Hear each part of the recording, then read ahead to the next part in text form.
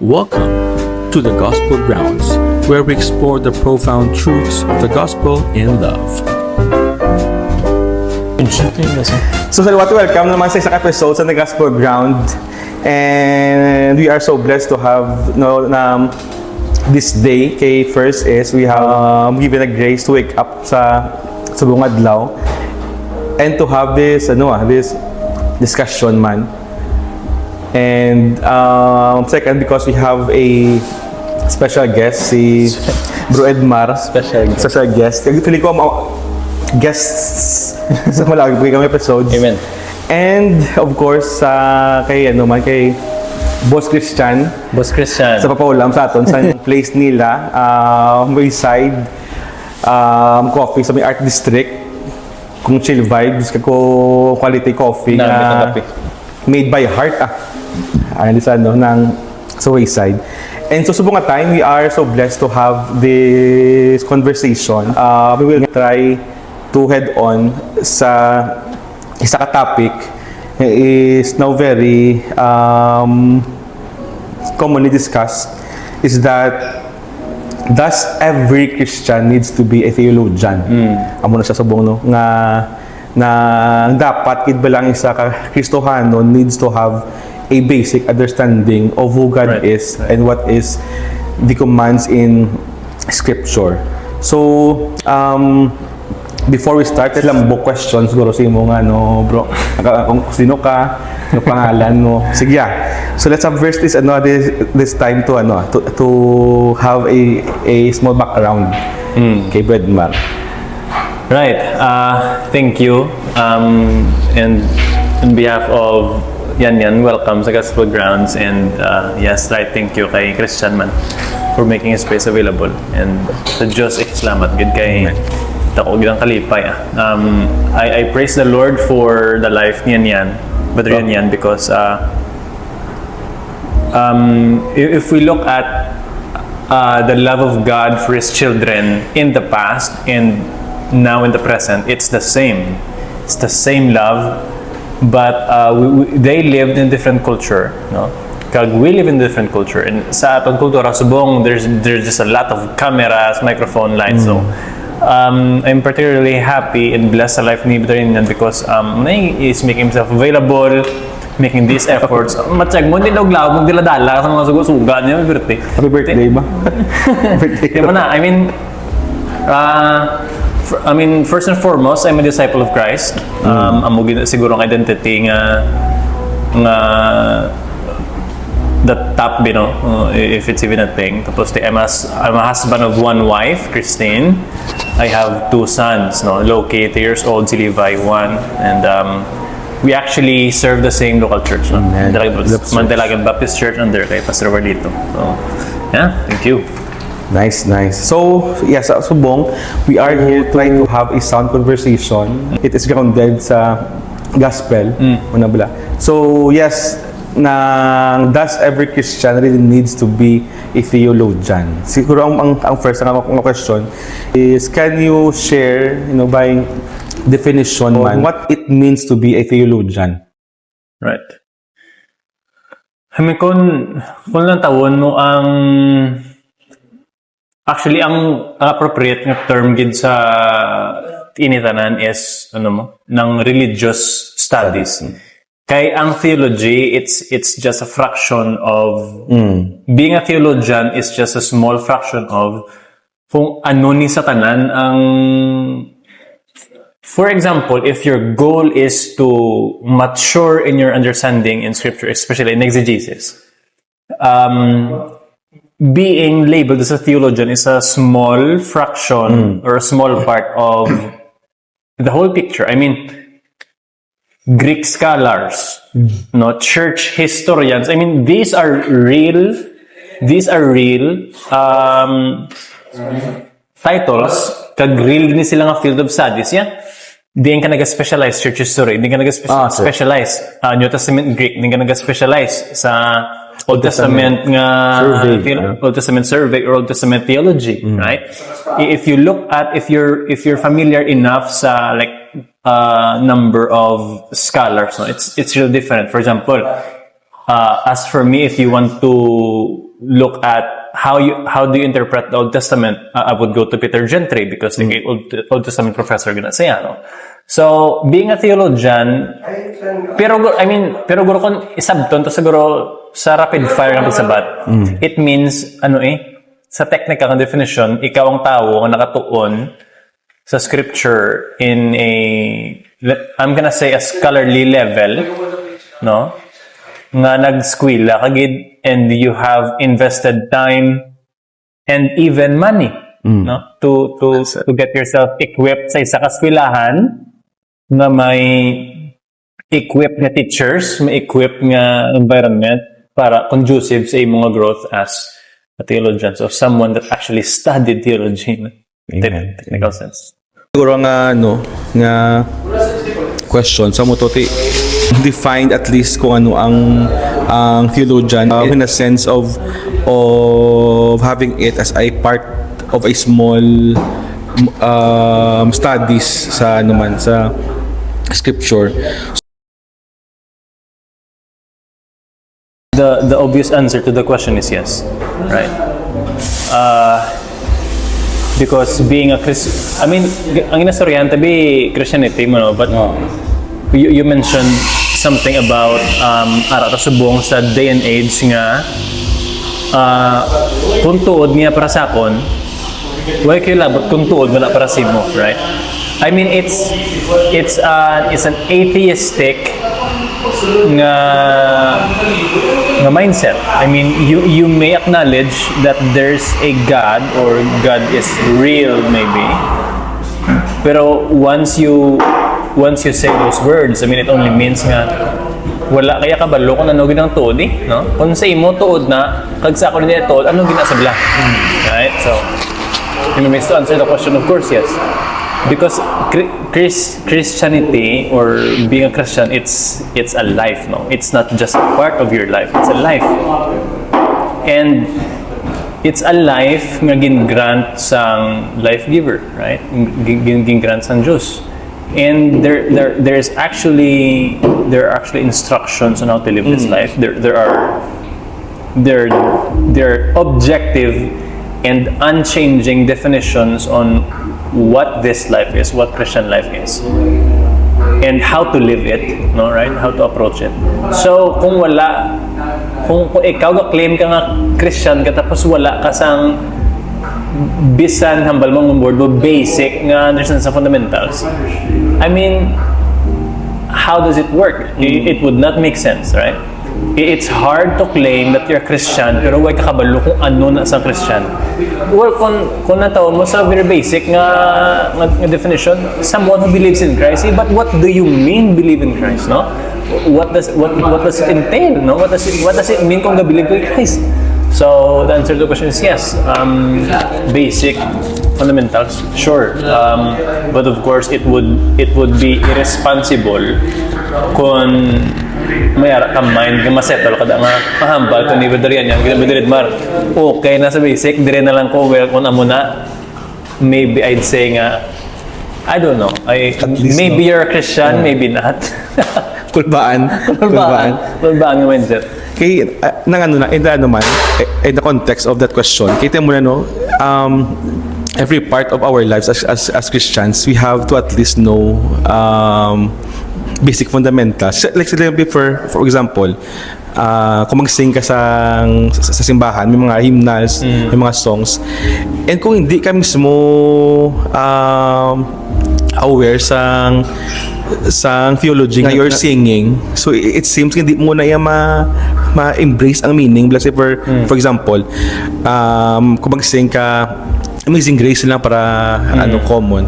Gin-define niya ang grace sa Ginoo is amazing and it relates as human as wretched.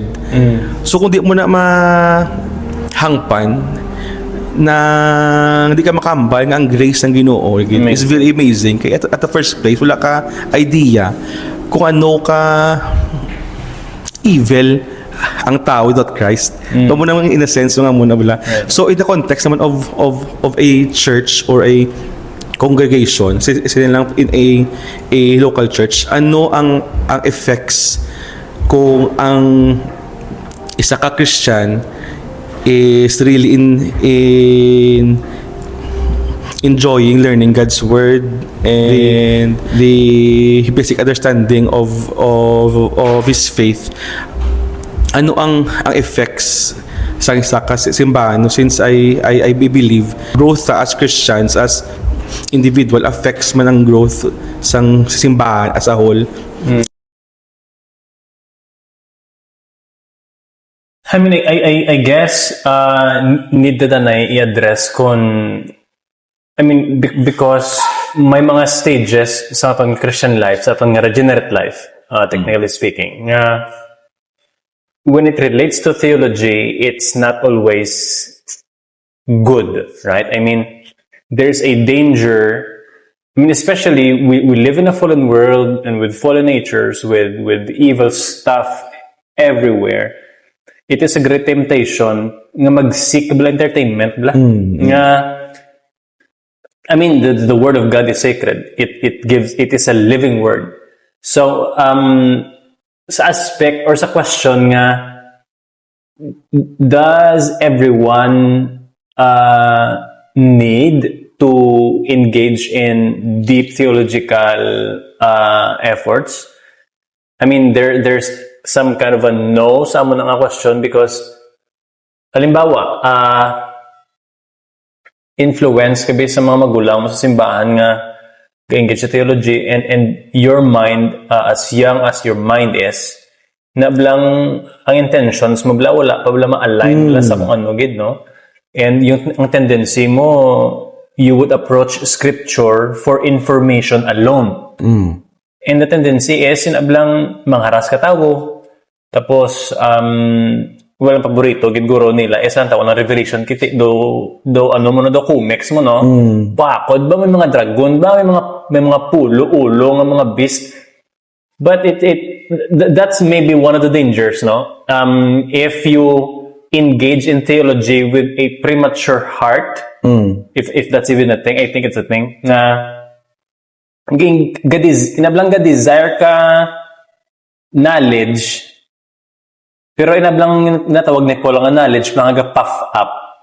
And in direct relation sa question, ang effect sang theology sa local church, I mean, we could talk about that topic for hours. Pero basic definitions are the church is an organism, the body nga ginbayran ni Christ. I mean, by definition, said ni Christ, I will build my church. So kung tanawon ta iya ni church. So it's a basic assumption and a basic fact nga go-follow nga iya man ni rules, no? It's his rules, it's his definitions, it's his church. Well, Acts tells us nga ang difference ng church is ang sila ningin bayaran sang Diyos na yung hamiling itugo, right? So kung wala ni ang theology, also hindi ta magbutang sang dichotomy sang dichotomy nga lain ya nga wala kami aga theology, kay biblical kami kamo theology lang kamo do yan, no? It's not a thing because gina-confuse mo lang self mo sang definitions ni, and well, it comes from, I mean, nag-fuel sa na-pride mo yapon, no? Yeah, I mean, going back to the question quick, ang church may tag-iyan isa, who is Christ, no? And that's defined by scripture, that is theologically defined. Kung paano operate ang church, ano ni ang church, ano ang end goals ng church, no? or diin halin ng church, kung ano ni. It's all defined by scripture. So it should all be defined theologically correctly. So kung wala na karon, nag-ano ka mo da, like you said kagina, may mga Bible study groups nga pagpungko mo. Pagkadto mo to, nagdala ka pizza, pagpuli mo, ang dala mo pizza mangyapon sa tiyan mo. Kaya wagig mo minutunan mo, no? Because maybe may attitude nga, I mean, it's really common. We're not trying to give bad light sa mga mga younger generations nga nagatipon tapos nag-enjoy. I mean, maybe we have different definitions of enjoy, right? I mean, dot subo lang surat, subong pero kabalo ko enjoy kita yan, no? Pero nang lain man na yung istorya nga paglapot nyo to, inablang daw kisa daw gakatiligar ko naman mapizza fellowship ta daw mga style na. Pero pagkanto mo to ang inimo nyo, i-share mo na bing kaboy, uwi, basahon ta nga text. So what do you think? What do you think of the text, no? I mean, who cares what you think of the text, no? What does the text thinks of itself or in the other parts of scripture? Dapat kay karon kung lima ka mo na kabilog, tapos lima ka mo linlain. Habla pag intro nga, para sa mo, anong ano yan? I mean, ano naman yung labot ko kung ano niya para sa mo yan. Diba? So, in order for us to actually have progress and grow and glorify God, it should all be founded within the God-breathed or inspired word of God. Exactly. Theology. Amen. Kay we believe nga ang worldview sang church in a whole can really be affected kung anong ilaman kadalom sa pagtuon sa pulong sang Ginoo. Kasi may mga are professing they are a Christian church pero they allow same-sex na wedding. So may mga muna blang mga issues. And I believe it will be a different topic to discuss. Conversation for a different time. Discuss mo, no? So siguro next muna since we have now discussed at least kung ano ang effect in a personal level and ang effect in a church kung ang church is digging deeper in sound theology. Siguro man ang next nga question is there is now a widespread movement nga there are some Christians who is allergy of theology and may mga tao subong nga they are anti-intellectualism nga they are so afraid to engage sa mature conversation and arguments because it will reflect kung ano kasyalo man ang ilang pag-stand sa ilang nga mga points and opinions. So may own ka nga experience in regards of this anti-intellectualism. Personal experience. I mean, first of all, I just want to say no Christian can claim mature na ko, right? The moment siguro claim mo na is only going to prove nga hindi ka mature, right? Just saying humble na gid sa ako niya. Humble na gid. I mean, sa personal experience siguro nagalin mo ko sa local church nga somehow may amon nga nakabati po ko sa akon man to nga pastor before and I mean planggaw gid siya nga wala ko niya gapangita ang Diyos alam, right? I mean sa pagka-rebel di man sa mind ko masabat ko ya sang pabalang wala man ang Diyos gapangita sang mango, no? I mean I think wrong mango guro di man guro like obscene nga term. I mean it's in the vocabulary, right? I mean, I guess you're not wrong, no? Pero I would not say nga tsakto ka because when we look at scripture, may qualifications on Diyos yan. I mean, it's an imperative, no? 2 Peter 3, grow in grace and knowledge. Matsag mo na ginamin niya. Paalamon mo ganyang self mo right? It cannot mean any other way, no? Tanong mo Colossians 1, we have not cease from praying for you nga magtubo kamo sa inyo nga knowledge and understanding sa will sang Diyos, no? Good mga buhay kamo sang tsakto. So I mean, you cannot just live a life without information. Exactly. Even gani ang pagano ni Paul kay Titus and then Timothy nga ang eldership really needs to know scripture. Up to teach. Live scripture and to teach it. Kung di kaya mag-embrace, mag-accept, na need mo kaya magtuon, kag at least to aim at a point of your life na nga bilang you are now enjoying sa pagtuon sa pulong sa Ginoo. Okay, because first it needs to reflect in your life, and these teachings needs to be taught man kung di ka nabutang congregation. I mean, like, nami ako kasi maginambal because, well, kadamo sa text, I mean, it's overwhelming, no? Romans 12, it reminds you nga, hindi ka malipat, no? Nga magkabuhi sa insakto, looking at the Word of God para magkabuhi ka sa kabubuton sa Diyos. Kung tanawin mo naman ang, I mean, going back to 2 Peter, grow in grace and knowledge. Why not abala sa separation sa grace and sa knowledge, no? I mean, it wouldn't be grace kung wala knowledge. I mean, it would not be true or the knowledge that God meant for it kung hindi na sa why not grace that, no? I think, I'm not quite sure, i-check na lang, there's this Granville Sharp wrote sa Greek nga, ang grace and knowledge is referring to the same thing. No?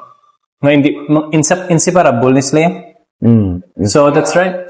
I mean, Ariblaw, kung, let's say, for example, you're someone nga mayara ka head knowledge ang theology, pero may explain mo ang dispensationalism, ang covenant theology, may explain mo ang